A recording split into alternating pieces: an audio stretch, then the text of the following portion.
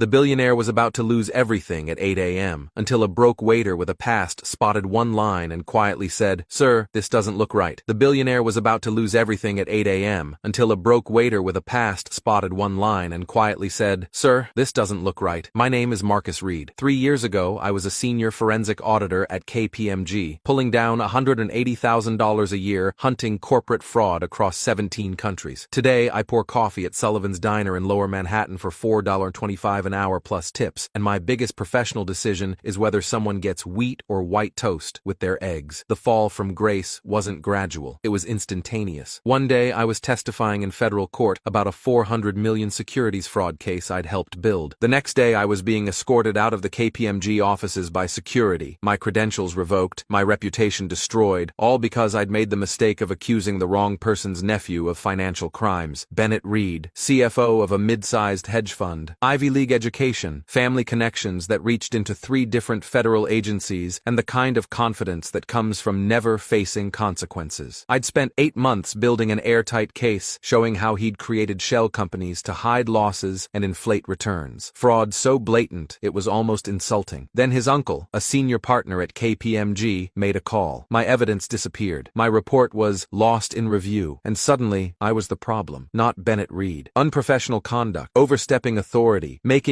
unsubstantiated accusations against clients. I was blacklisted from every major accounting firm in North America within a week. So now I work the 5 a.m. to 2 p.m. shift at Sullivan's, a 24-hour diner that serves decent coffee and terrible pancakes to cab drivers, night shift workers, and the occasional drunk stumbling home at dawn. The tips are bad, the hours are worse, but nobody asks questions, and nobody runs background checks beyond making sure you're not actively wanted by the police. That Tuesday morning started like any other. I'd been at Sullivan's for 6 months, long enough that the regulars knew my name and the owner trusted me to open solo. I'd unlocked at 4:47 a.m., started the coffee, prepped the grill, and settled into the rhythm of a job that required exactly 0% of my brain. At 5:03 a.m., a man stumbled through the door looking like death in a $10,000 coat. I recognized him immediately. Bronson Valerias, tech billionaire, venture capitalist, one of those names that shows up in the Wall Street Journal's Titans of Industry features. Late 40s, prematurely silver hair, the kind of bone-deep exhaustion that comes from watching your empire crumble in real time. He collapsed into booth 5, the corner booth with the ripped vinyl seat that we kept meaning to replace, and slammed a leather binder on the table. It made a sound like a judge's gavel. Final. Irreversible. "Coffee," he said. His voice was raw, like he'd been screaming or crying or both. "Black. Strong as you can make it." I poured him a cup from the fresh pot. His hands shook so badly when he reached for it that coffee sloshed onto the saucer. I recognized the binder. You work in forensic accounting long enough, you develop an instinct for certain documents. The weight of them, the way they're bound, the specific shade of legal paper. That was bankruptcy filing. 400 pages minimum. Corporate execution in leather binding. Valerias's phone buzzed. He answered with a snarl that showed too many teeth. "Yes, Bennett, I know the meeting's at 8. I know what I'm signing. I know I'm signing away my entire goddamn company. Leave me the hell alone." My head snapped up. Bennett. Could be coincidence. Bennett wasn't an uncommon name. But the way Valerias said it, with a particular kind of exhausted trust, the tone you use with someone who's supposed to be on your side, made something cold settle in my stomach. I brought him pancakes he didn't order. He didn't eat them, just stared at that binder like it might spontaneously combust if he looked at it hard enough. I refilled his coffee twice. He didn't acknowledge me, didn't even seem to see me. To men like Bronson Valerias, people like me were part of the furniture. Background noise. Invisible. At 5:47 a.m., my sleeve caught the edge of his coffee mug while I was clearing the untouched pancakes. The mug tipped. Coffee flooded across the table in a dark wave, heading straight for the open binder. "Shit!" Valerias lunged up, trying to save the documents. "I'm so sorry." I grabbed napkins, frantically dabbing at the pages. "I'm so sorry, sir.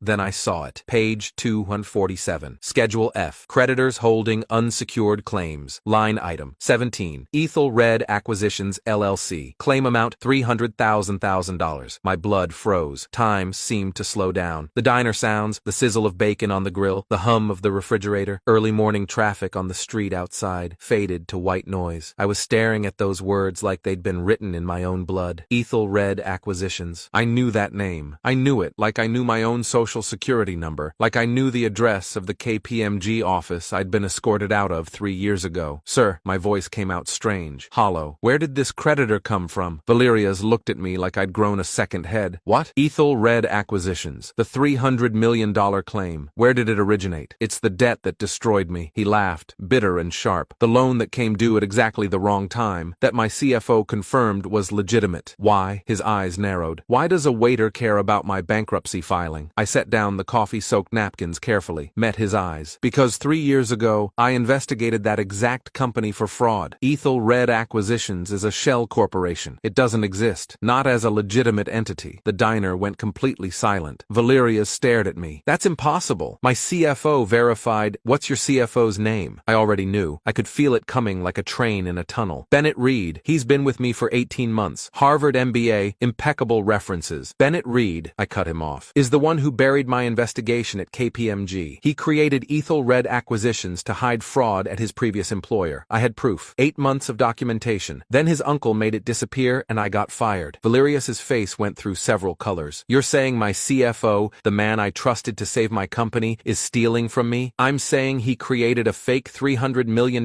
debt to bankrupt you. And I checked the clock on the wall. 2 hours and 13 minutes. You're about to sign papers making that theft legal and permanent. He grabbed my wrist. His grip was desperate. Drowning man, desperate. Can you prove it? I looked at the binder, at the coffee-stained pages of his corporate death sentence, at this man who was about to lose everything because nobody had bothered to look closely enough. I can try. Valerius pulled out his phone with shaking hands. I have my assistant on speed dial. She has access to everything. What do you need? Bennett's expense reports. Every transaction over $10,000 for the past 18 months. He made the call, put it on speaker. Mr. Valerius? A woman's voice, professional and alert despite the early hour. Is everything okay? Denise, I need you to pull all of Bennett Reed's expense reports. Email them to, he looked at me, reed.marcus@gmail, I said. Denise paused. Sir, those files are confidential. I'd need written authorization. Denise. Valerius's voice went hard. I'm about to lose my company in 2 hours. Send the goddamn files. Yes, sir. My phone buzzed 30 seconds later. 17 PDF files, each one a monthly expense report. I spread them across the table, started scanning line items with the speed that comes from years of practice. Travel, hotels, client dinners, everything looked normal until I hit month 7. Legal consulting fee, Paragon Associates, Cyprus, $75,000. My hands went still. What? Valerius leaned over the table. What did you find? Cyprus. Paragon Associates is a law firm in Cyprus that specializes in offshore corporate structures. They represented Ethel Red in my original investigation. I pulled up my phone, searched for Paragon Associates. Their website was professionally vague. International business law, corporate structuring, asset protection. The kind of language that means we help rich people hide money. Bennett paid them $75,000 7 months ago, I said. Right around the time I flipped through the bankruptcy binder, found the timeline. Right around the time Ethel Red Acquisitions filed its claim against your company. Valerius was breathing hard. That's not proof. He could have been consulting them about legitimate restructuring. Does Bennett have access to cloud storage for company files? Of course. We all do. Company Google Drive. I need his personal login credentials. I don't have those. You're the CEO. You have administrative access to every account in your company. He pulled out his laptop, hands shaking so badly he mistyped the password twice. Finally got into the admin panel, pulled up Bennett's account, overrode his privacy settings. The drive loaded, folders organized with military precision, quarterly reports, board presentations, strategic planning, tax documents, and one folder labeled Personal Do Not Access. I clicked it. Inside were photos. Bennett in his 20s, lean and tan, standing on a sailboat with a group of other young men in college sweatshirts. The name on the boat visible in 3 different photos. Ethel Red. That's his college sailing team, Valerius whispered. I kept clicking, found a subfolder labeled College Application Materials. Inside that, a PDF dated 2003. Bennett Reed's application essay for Harvard Business School. I opened it, started reading aloud. My entrepreneurial spirit emerged early. As captain of my university's sailing team, I identified a problem. Our funding was limited and subject to university oversight, so I created a solution. I founded Ethel Red Acquisitions LLC, named after our boat, as an independent entity to manage team funds outside institutional control. This taught me valuable lessons about corporate structure and creative problem-solving that I've carried throughout my career. The laptop screen glowed between us like evidence at a murder trial. He's been using the same shell company for 20 years, I said. The same name, the same structure, the same bank in Cyprus. He just keeps changing what he uses it for. Valerius stood up. His face had gone from exhausted to energized in about 30 seconds. Get dressed. What? You said you're a forensic auditor, so audit this. You have, he checked his watch. wristwatch. 1 hour and 53 minutes to build me a case I can take to that bankruptcy meeting. Sir, I'm a waiter. I'm not licensed anymore. You were a waiter 30 minutes ago. Now you're my chief financial officer. Effective immediately. He pulled out his phone, made a call. Denise, I need you to prepare employment paperwork for Marcus Reed. Title, CFO. Salary, $400,000 annually. Start date, today. Yes, I'm serious. No, I don't care that it's 6 in the morning. Get it done. He hung up, looked at me. What else do you need? I felt something I hadn't felt in 3 years. The familiar rush of a hunt. The clarity of purpose that comes from following money through dark places. Bank records. I need to see where that $300 million supposedly came from. Valeria's got his corporate counsel on the phone. Melissa Torres, financial litigation specialist. 14 years at Morrison & Associates. She sounded confused, but compliant when he explained what we needed. 20 minutes later, we had wire transfer records for the Ethel Red loan. The money had originated from a bank in the Cayman Islands, moved through 3 intermediary accounts in Cyprus and Luxembourg, and finally arrived at Valeria's Holdings as a bridge loan to cover temporary cash flow issues. Standard corporate financing, except. Look at the dates, I said. The loan was issued January 15th. Your company had a board meeting scheduled for January 18th to discuss a major product launch, right? How did you know that? Because it was in the news. Tech blogs covered it. Everyone knew Valeria's Holdings was about to announce something big. The V-Stream platform, our biggest product in 5 years. And if that product launched successfully, your stock price would have surged. You would have had plenty of cash flow. You could have paid back any bridge loan easily. Except the launch was delayed, Valeria said slowly, understanding dawning. We had software issues, pushed the release back 3 months. By the time we launched, the market momentum was gone. Sales were 40% below projections. Who knew about the software issues before the board did? His face went pale. Bennett. He was in charge of financial forecasting. He had access to the engineering reports 2 weeks before I did. So he knew the launch would fail. He knew your cash flow would tank. He knew you'd be vulnerable. I pulled up another document. And look at this clause in the loan agreement. If Valeria's Holdings fails to maintain a debt-to-equity ratio above 2.5, Ethel Red Acquisitions has the right to call the entire loan due immediately. We dropped to 2.3 last quarter. Exactly. Bennett engineered a situation where you'd borrow money you couldn't pay back, then triggered the clause that made it all due at once. The bankruptcy is the final step. Once you sign those papers, someone, let me guess, a friendly investment firm, will buy your company's assets for pennies on the dollar. Valeria's pulled up another file. Meridian Capital Partners. They're the ones buying the company for $370 million, about 30% of actual value. Let me guess, Bennett knows someone at Meridian? He recommended them, said they were the only buyer interested. I searched Meridian Capital Partners, found their board of directors. Director of Acquisitions, Trevor Reed. Bennett's brother, Valeria's breathed. We had 47 minutes. I built a case file at light speed, pulling together everything. The expense reports, the college essay, the boat photos, the wire transfer records showing the loan originated from accounts Bennett had access to, the Meridian connection, the timeline showing how perfectly the fraud had been orchestrated. At 7:53 a.m., Valeria's and I walked through the doors of his office building. I was still wearing my diner uniform, white shirt with a coffee stain on the sleeve, black pants, non-slip shoes. I looked like I should be serving eggs, not destroying a multi-million-dollar fraud scheme. The elevator to the 47th floor felt like ascending to a guillotine. Valeria stood beside me, jaw clenched, holding the leather binder of bankruptcy papers in one hand and my hastily assembled evidence file in the other. When we get in there, I said quietly, don't show emotion, don't accuse him directly. Let me present the evidence. If he thinks he can still control the situation, he'll make mistakes. Valeria's nodded. He looked 10 years younger than he had 2 hours ago. Nothing cures exhaustion quite like rage. The boardroom was exactly what you'd expect from a man worth $4.2 billion,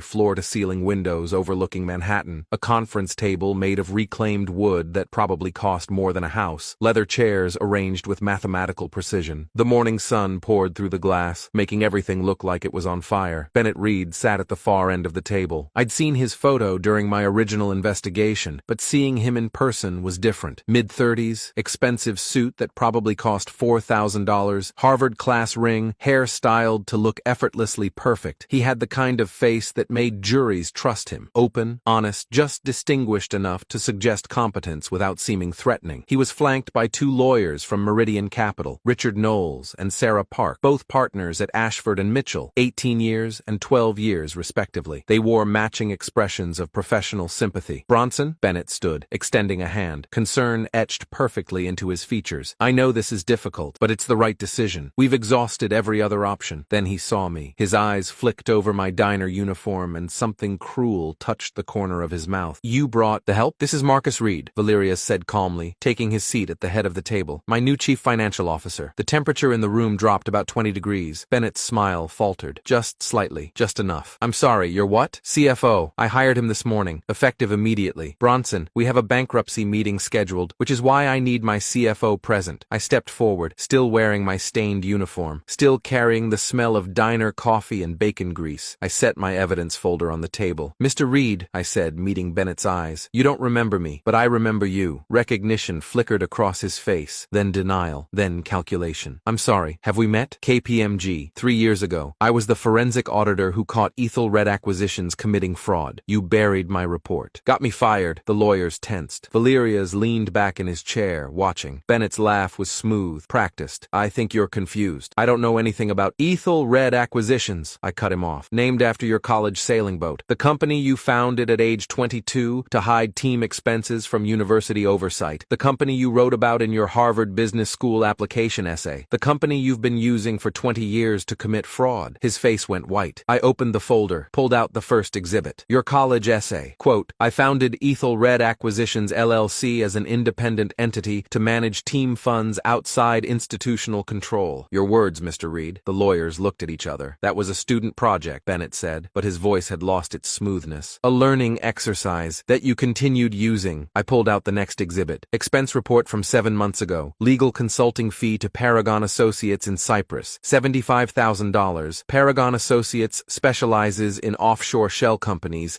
and represented Ethelred in my original investigation. That was legitimate consulting. About the same time, Ethelred Acquisitions filed a $300 million claim against Valerius Holdings, a claim that's forcing this bankruptcy, a claim that will allow Meridian Capital Partners to buy this company's assets for 30% of their actual value. Meridian Capital, where your brother Trevor is director of acquisitions. One of the Meridian lawyers, Sarah Park, stood up. Mr. Valerius, I don't know what's happening here, but these accusations are extremely serious. Sit down, Valerius said quietly. We're not done. I pulled out the wire transfer records. The $300 million allegedly loaned to Valerius Holdings originated from accounts in the Cayman Islands that Bennett had signing authority on. The money moved through shell companies in Cyprus, companies registered to Paragon Associates, before arriving here as a bridge loan. This is insane, Bennett said, but he was sweating now. These are legitimate corporate transactions, timed perfectly to coincide with intelligence about the V-Stream launch delay. Intelligence only you had access to. You knew the product would fail. You knew the cash flow would collapse. You structured a loan that would force bankruptcy at exactly the right moment. I pulled out the final document. And this is the loan agreement. Clause 7.3. If the borrower's debt-to-equity ratio falls below 2.5, the lender may call the entire loan due immediately. You knew Valerius Holdings would hit 2.3 last quarter. You engineered this entire collapse. The room was dead silent. Bennett's mask was cracking. The smooth competence was giving way to something uglier, desperation and rage fighting for control of his features. You can't prove any of this, he said. These are circumstantial connections, conspiracy theories from a disgraced auditor who... The boardroom doors opened. 3 men in dark suits walked in. The lead one held up a badge. FBI, Agent Michael Torres, White Collar Crime Division, 9 years with the Bureau. Bennett Reed, we need you to come with us. Bennett's face went from white to gray. What? We received a call 2 hours ago about potential wire fraud and conspiracy. We've had time to review the preliminary evidence. It's enough for an arrest warrant. This is... Bronson, you called the FBI? Valerius's face was stone. I called them the moment Marcus showed me your college essay. They've been reviewing everything while we talked. Bennett lunged across the table. Moved so fast his lawyers didn't have time to react. His hands reached for my throat, fingers hooked like claws, murder in his eyes. Valerius's security materialized from the corner of the room. I hadn't even noticed them there. They grabbed Bennett, slammed him face down against the polished table. His Harvard class ring made a sharp crack against the wood. This was my deal, Bennett screamed, thrashing against the hands holding him. 2 years of planning, everything perfectly orchestrated. You're ruining everything. Agent Torres pulled out handcuffs. Bennett Reed, you're under arrest for wire fraud, conspiracy to commit fraud, and embezzlement. You have the right to remain silent. I'm not saying anything. I want my lawyer.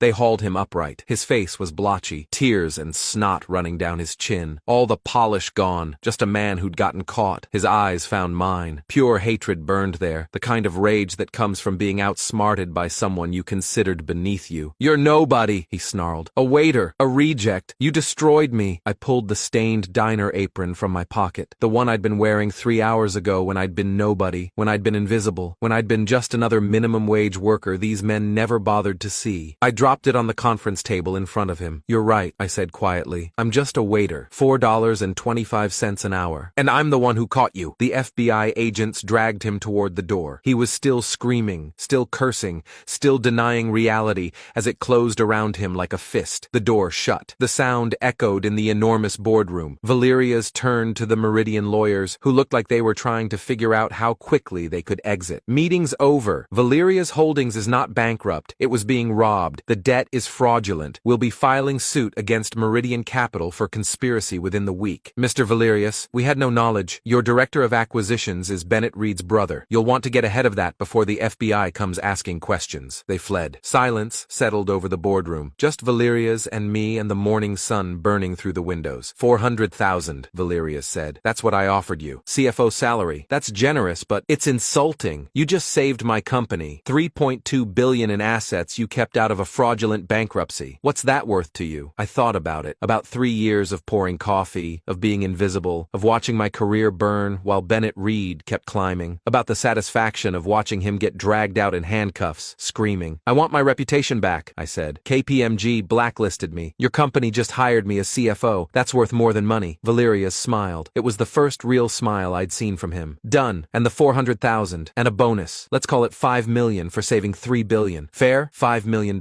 6 hours ago I'd been worried about making rent. Fair, I managed." He extended his hand. I shook it. His grip was firm, genuine. "One question," he said. "How did you spot it?" "The Ethel Red entry. It was buried on page 247 of a 400-page document. Most CFOs would have missed it. I've been looking for that name for 3 years," I said. "Every bankruptcy filing, every corporate disclosure, every financial statement that crossed my line of sight at the diner, and you'd be surprised how many executives do paperwork while they eat. I've been hunting Bennett Reed's fraud for 3 years, even after I lost everything. I wasn't going to miss it when it finally surfaced. You worked for $4 an hour and never stopped being an auditor." "I couldn't. It's who I am." Valerius laughed. Actually laughed. "The smartest guy in the room was wearing a $4 apron. Bennett never saw you coming. Nobody ever does. That's the advantage of being invisible." That afternoon, I went back to Sullivan's Diner. Not to quit, I'd already done that over the phone, but to collect my things from the employee locker. The owner, Jimmy Sullivan, a 60-year-old Greek immigrant who'd run the place for 34 years, met me at the door. "So you're really leaving? After 6 months?" "Got a better offer." "How much better?" "About $400,000 a year better." Jimmy whistled. "Good for you, kid. You were overqualified for eggs and coffee anyway." He pulled an envelope from his apron. "Your last paycheck, plus tips, comes to $217. I took the envelope, looked at it. $217. Last week, that amount had mattered. Would have made the difference in whether I could afford groceries and rent. "Keep it," I said. "Give it to whoever you hire to replace me. Tell them it's from the guy who used to be a forensic auditor." Jimmy smiled. "They won't believe that story." "Probably not." I walked out of Sullivan's Diner at 3:47 p.m. on a Tuesday afternoon. The sun was bright. Traffic was moving on the street. The city hummed with its usual chaos. I'd walked through that door every morning for 6 months, feeling invisible, feeling small, feeling like I'd lost everything that mattered. I walked out knowing that the people who underestimate you are always the ones who get destroyed by you. Bennett Reed thought I was nobody, a waiter, a reject, someone too broken to matter. He was wrong, and now he gets to spend the next 10 to 15 years thinking about that mistake in a federal prison. Turns out the smartest guy in the room was wearing a $4 apron.